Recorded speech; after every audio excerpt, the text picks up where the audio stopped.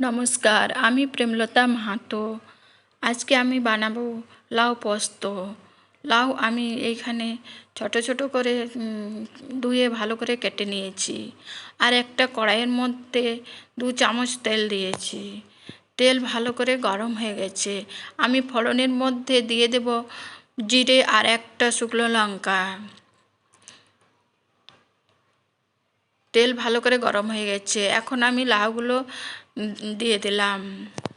লাউগুলো দেওয়ার পর আমি ভালো করে 2 মিনিট নাড়াচাড়া করে নেব। লাউগুলো নাড়াচাড়া করে আমি আবারও 2 মিনিট ঢাকনা দিয়ে রেখে দেব। লাউ পোস্ত অনেক সহজেই তৈরি হয়ে যায়। এইখানে আমি ঢাকনা দিয়ে দিলাম। যতক্ষণ লাউ সিদ্ধ হচ্ছে ততক্ষণ আমি এইখানে পোস্ত বেটে নেব। পোস্ত এইখানে আমি 3 চামচ পোস্ত নিয়েছি আর 4টে কাঁচা লঙ্কা একসঙ্গে আমি শিলনোড়া দিয়ে বেটে নেব। আমি শিলনোড়া দিয়ে বেটে নিলাম। আপনারা চাইলে মিক্সিতেও বাটতে পারেন। এখানে আমি 1 চামচ লবণ আর 1 চামচ হলুদ দিলাম। ভালো করে নাড়াচাড়া করে নিলাম।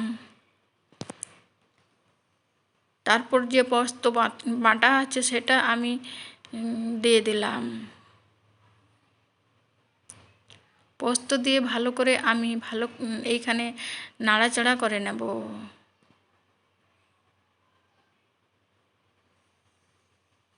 আমি 2 মিনিট নাড়াচাড়া করে নিয়েছি। আর আমার ভিডিও যদি আপনাদের ভালো লেগে থাকে তাহলে লাইক শেয়ার অবশ্যই করবেন।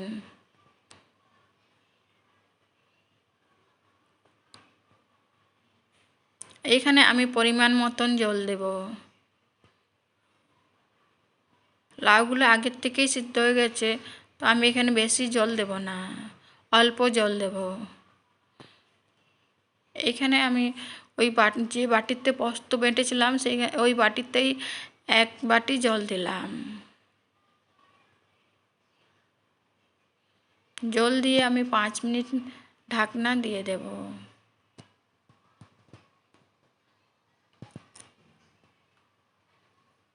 ঢাকনা দিয়ে দিলাম। 5 মিনিট হয়ে গেছে। তারপর দেখুন আমার লাউ পোস্ত একদম রেডি। আপনারা যদি ভালো লেগে থাকে আমার ভিডিও তাহলে লাইক শেয়ার সাবস্ক্রাইব অবশ্যই করবেন।